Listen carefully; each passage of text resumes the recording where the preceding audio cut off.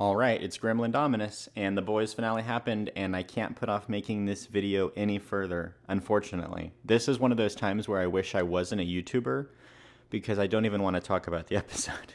Just, honestly, I'm apathetic toward the episode, but I'm angry because I have to talk about the episode, because I just want to forget it so badly. So anywho, I'm gonna give it my all, but I might sound mad because I'm not mad at the episode. I'm mad at having to even remember the episode. The final episode ever of The Boys, after all the blood, all the satire, all the shock value, all the character arcs, all the seasons of build-up, all the arguments, all the discourse, all the moments where this show made me love it and almost made me quit it, we are finally here. And honestly, I wish I felt more. I wish I felt something, because this finale was not the worst thing I've ever seen. It was not some nuclear disaster where I'm screaming at my screen for an hour. It was worse, in a different way. It was just an average finale. Technically. It did the things a finale has to do. It killed Homelander. It dealt with Butcher. It gave Hughie and Starlight an ending. It moved Ryan somewhere. It wrapped up some characters. It left the universe open for endless spin-offs. It checked all the boxes. But it felt rushed. It felt corny. It felt weirdly clean. It felt stupid. It felt like the show was patting itself on the back for sticking the landing while I was sitting there thinking, did you? Did you really? Because to me, this was a 6 out of 10 finale. Then it started losing me, and by the end, I felt like The Boys started with one of the strongest pilots I've ever seen, and ended with a pathetic whimper. So let's talk about it. First of all, I still do not give... I don't like to cuss. I still do not give a damn about Frenchie. I'm sorry. I know some people love Frenchie. Oh, mon ami. I know Kimiko and Frenchie have fans. Somehow. I know the show wants me to be deeply invested in the funeral drama, but I'm not. The funeral stuff felt cringe to me. And then the jokes in Frenchie's last will and testament, ugh, that was not funny. That was stupid. Even in the final episode during a funeral, the show could not stop doing this crap. This is one of my biggest frustrations with The Boys by the end of it all. It almost never lets a serious moment just breathe. There always has to be some gross out joke, some dumb joke, some vulgar line, something that undercuts the emotion before it fully lands. And speaking of Kimiko, I still think giving her Soldier Boy's power is a cop-out in this finale. I get why they did it mechanically. I get why it matters for the plot. But emotionally, it just feels like one of those late series power solutions where the writers needed the board arranged a certain way, so suddenly Kimiko has exactly what the finale needs her to. Then we go to Homelander and Ryan, and Homelander calling Ryan the son of God is crazy. It's actually insane, but it's also very Homelander, and it did at least make me chuckle a little. Even at the end, Homelander still wants love. Even when he's God, he still needs love. That's the thing with Homelander. He wants worship, yes? He wants power. He wants fear. He wants obedience. But underneath all of it, he still wants someone to love him willingly. And he wants Ryan to want him so badly. Ryan having the nerve to stand up to his father, I respect that. Ryan had some cojones on him in this episode. I'm honestly shocked Homelander didn't kill him right then and there. Because this whole season, Homelander has been weirdly merciful despite himself. He keeps threatening the most insane mass violence imaginable, but the show keeps holding him back. And that brings me to one of my big problems with this finale. They keep having Homelander threaten to kill millions. They keep having him say he's going to kill hundreds of millions after his speech is over, but the show never gives us the full scene of Homelander truly losing it and massacring people on a terrifying scale. If you're going to take him to the point where he is openly threatening mass death, then give us the moment. Season 2 teased us with the moment. We still never got the moment in the finale. Do not have him threaten it and then get stopped right before he can actually become the apocalyptic monster the show has teased for years. Because by the end it felt like Homelander was constantly almost about to become the nightmare. But then the show needed to wrap things up, and that frustration shows up again later. Also, what was that Emma scene? Little cricket? Emma is probably my favorite Gen V character, and here she just felt weirdly unfunny and treated like a pest. Also, why the red hair? Is that her natural color on the actress? Did she just not want to dye it for 5 seconds of screen time? I don't know. It was strange. Then Ashley becomes the voice of reason, which is wild. Ashley being the one trying to talk sense into people after everything is crazy. And her not even knowing what her own husband thinks of Homelander is another example of how screwed everyone in this world is. But I do like Ashley. Despite everything, I like Ashley. I can't help it. Just a little bit. I know I've gone back and forth on her because some of the stuff the show has done with her is just heinous. There are episodes where I genuinely do not know how I'm supposed to ever look at her the same way again. But seeing her turn here did give me relief. I was happy for Ashley, and I also realized something kind of hilarious. It took Homelander literally forcing a woman into the vice presidency through rigging, then murdering the president for America to finally get a female president. That is so funny. I don't even know if the show meant it that way, but that might have been the first time I actually really laughed in the episode when I thought of that. And then she gets impeached and remembered as a failure of the first female president. Again, I'm not sure if that was the joke, but I definitely laughed. Then there's Sage. Sage sacrificing her powers is crazy, and I don't mean crazy in a good way. For someone so smart, that felt so stupid. There was zero set it that she wanted to lose her powers, and once she does not have her super brain, she really does seem stupid. God help her. Did she just lose access to her intelligence entirely? Did she retain none of her education, none of her life experiences, none of the things she learned while she was super intelligent? It's crazy. I'm like, did she have a low IQ or something? Like, why was she so stupid? Like, they literally made her like, it was crazy. And again, not in a good way. Unless I missed something, we really don't get much closure on Sage after the episode's over either. She just feels like another character the writers used for plot and then shrugged off as soon as the finale didn't need her anymore. Same with the Elon Musk stand-in billionaire with 17 children. The second he showed up, I was like, these writers are absolutely killing him. And then Homelander killed him. I wasn't surprised. The writers are too predictable with their political beefs, honestly. Then Homelander calls the Deep Kevin, and I felt happy because I also call him Kevin. Although I'm not sure how I should feel about having something in common with Homelander. But I said last episode that the best thing for Kevin would be for him to flip on Homelander in the 12th hour for his own benefit. And for a moment, I really thought they were setting that up. I thought maybe Kevin would be the one who lets the boys into the White House. I thought maybe we would get one last pathetic chance for him to be something other than a little worm. And weirdly enough, Annie still tries to help him. She calls him Kevin too, and it actually felt nice. She is still treating him like a person. After everything, she is still offering him a chance at redemption. And I know I hate Kevin. I really do. He is awful. He is pathetic. He is disgusting. But by the end, I kind of just felt bad for him. I thought I wanted him dead. Then when he actually died, I just felt pity. He was such a pathetic character that seeing him brutally killed did not feel satisfying at all.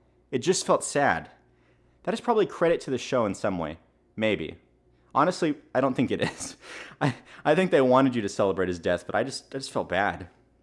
And it was so brutal, too. And it was so quick. Then there's Oh Father.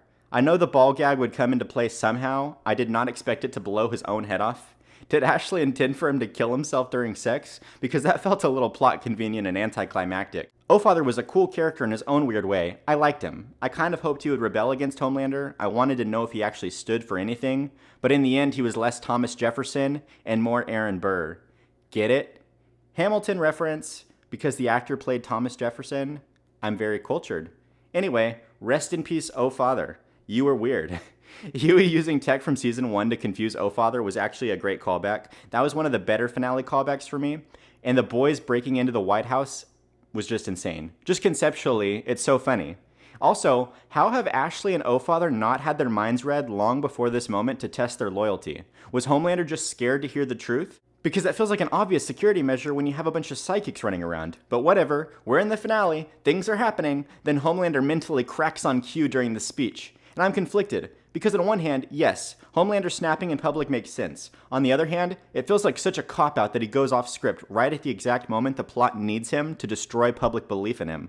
Most of these people probably would have kept believing. Honestly, in the real world, I don't think people would believe in Homelander unless instead of offering forgiveness of sins, he's offering forgiveness of college debt. Am I right? Am I right? But the show needs him exposed. So he marks basically everyone for death, and now suddenly the world can see him clearly. It works on paper, but I wanted more. I wanted to see Homelander truly collapse. I wanted to see him lose the mask in a way that felt like the culmination of 5 seasons. Then we get the fight. Butcher holding his own against Homelander was crazy surprising. Kevin holding his own against Starlight was also surprising. He's so weak, I didn't think he had it in him, but he actually managed to do something for a few seconds. And then Ryan shows up, and I'll be honest, Ryan being there was great. I was enjoying that part. I was ready. Blast him, Kimiko. Blast Homelander now. This is the moment. God dies. Homelander loses his power. He is jumping. He is huffing. He is puffing. He's trying to still be a god and nothing is happening. And that was so satisfying. Finally, seeing Homelander reduced to a pathetic little baby was so satisfying. He has been playing God for so long, and suddenly he is just a little man, a weak man, a scared man, a whining man, a sniveling man. And then the crowbar comes out. Straight from the comics. Good. I want this. But Homelander got off way too easily. I cannot be the only one who wanted at least 100 more crowbar hits before he died. I was like, hit him in the stomach, hit him in the legs, hit him in the hands, hit him anywhere but the face. You're making this go too fast, Butcher. Slow it down. Make him suffer. Take your time. Honestly, I hate Homelander. By the end, Deep didn't deserve his painful death, but Homelander got not enough painful death. That's my contradiction here. I didn't even want him to look human by the time Butcher was done with him. The show gets docked points just for not beating him to a pulp before killing him, honestly. I wanted it to be worse than what Negan did in The Walking Dead. And it didn't do it. I wanted Homelander to experience pain. I wanted every nerve in his body to know what pain felt like, every sensation to be taught what it was like to be human before he was made to not even look human anymore. But that's just me. That's just me. I wanted the man who spent his life above everyone to feel what it was like to be trapped inside of a helpless, weak little body. Instead, he dies too quickly, and that is probably my biggest disappointment with the Homelander ending. They finally got him right where I wanted him, and then they rushed through the moment. They didn't make him suffer. They didn't make him suffer enough. Come on. I'm not crazy for saying that. That's what we all wanted, admit it. We all wanted him to get Negan, you know. Then Butcher loses his powers. That was an interesting choice. For a second, I thought maybe they were changing the comic ending. Maybe Butcher would not fully turn evil. Maybe the show was going to let him choose peace. But then Terror dies, and Ryan calls him a monster. And apparently that is all it takes to make Butcher go full evil. I clucking hate that. I hate the idea that he was that close to being a normal good guy who could retire in peace, and then the dog dies, and Ryan rejects him, and suddenly he goes full final boss Butcher like he's John Wick or something. That feels so ridiculous to me. Not because Butcher turning evil was not set up, it absolutely was set up, but because the finale wants me to believe he was actually happy to be a man of peace until he got one last rejection. It mirrors Homelander snapping after Ryan rejects him. I see what you're doing, show. So clever.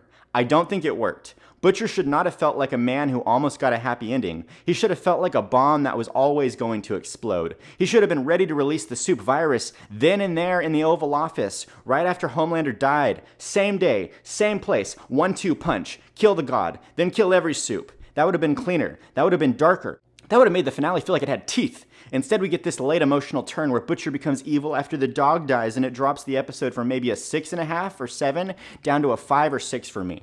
Then Hughie has to face Butcher. And this version of Hughie wanting to kill Butcher feels different than comic Hughie killing Butcher. I like this version of Hughie, but I do kind of adore Simon Pegg's comic book Hughie, and I think Butcher wanted Hughie to kill him.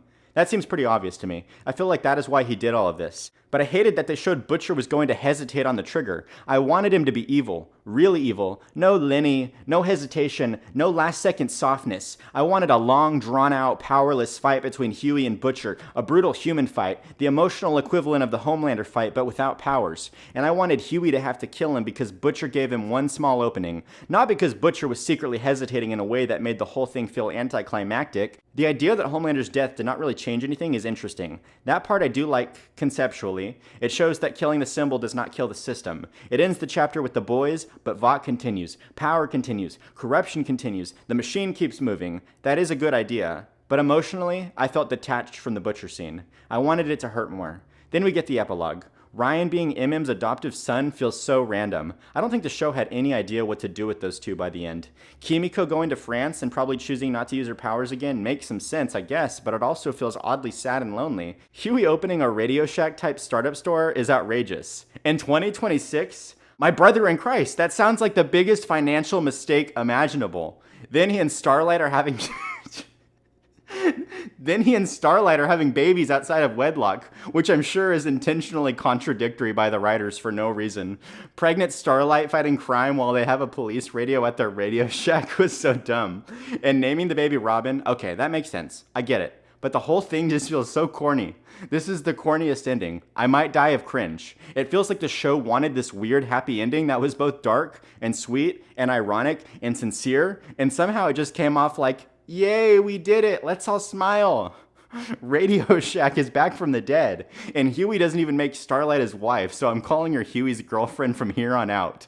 Because despite a great season 1, this show has wasted Hughie's girlfriend for most of the series. Honestly, Hughie's girlfriend gets wasted yet again in the finale. She's there, she matters, technically, but I never felt like the show gave her the ending she deserved, and that is true of a lot of characters. Ashley gets impeached, Sage gets no real update, Soldier Boy is in carbonite?